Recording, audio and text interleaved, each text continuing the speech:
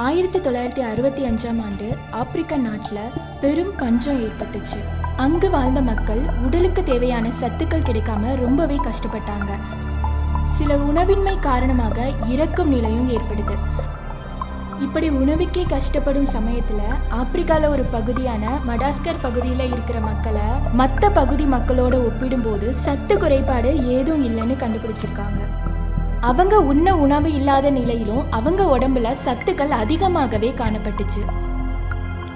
இதனுடைய காரணத்தை அறிய அங்குள்ள ஆராய்ச்சியாளர்கள் அந்த பகுதி மக்கள்கிட்ட கேட்டாங்க.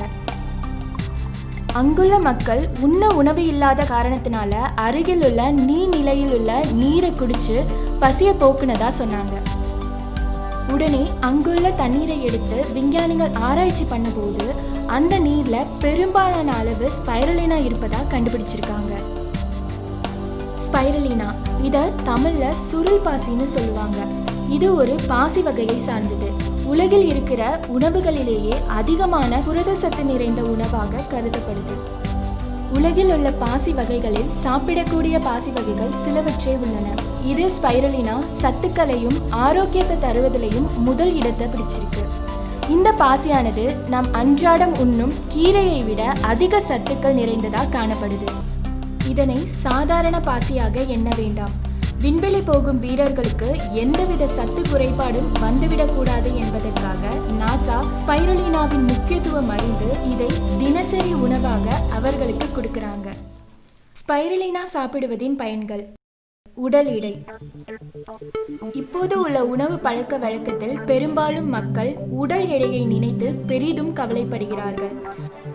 ஸ்பைருலினாவில் உள்ள ஒருவித அமிலமானது உடலில் உள்ள கெட்ட கொழுப்புகளை குறைத்து உடல் எடையை எந்தவித சத்து குறைபாடுமின்றி எளிதில் குறைக்க உதவுகிறது. எடை அதிகரிக்க.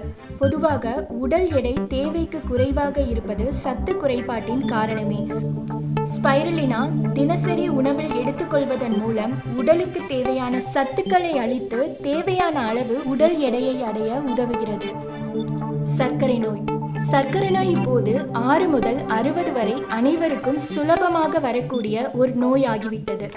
ஸ்பைருலினாவில் உள்ள ஓர் அமிலம் நம் கணையத்தில் இயற்கையான முறையில் இன்சுலின் சுரக்க உதவுகிறது.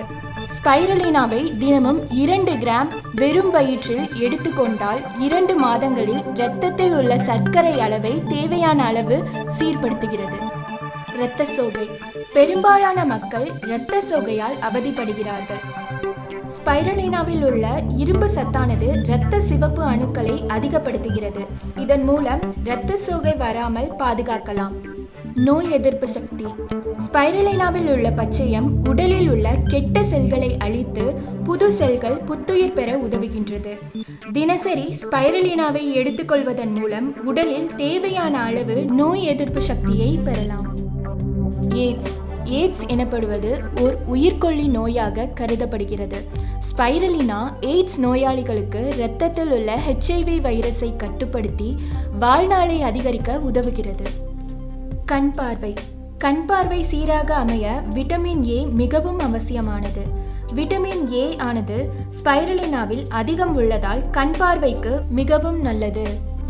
இரத்த அழுத்தம். தினமும் 4 கிராம் ஸ்பைருலினாவை எடுத்துக்கொள்வதன் மூலம் உடலில் உள்ள நைட்ரிக் ஆக்சைடு இயற்கையான முறையில் அதிகரிக்கும். இதனால் உயர் இரத்த அழுத்தம் குறையும். தோல் நோய்கள்.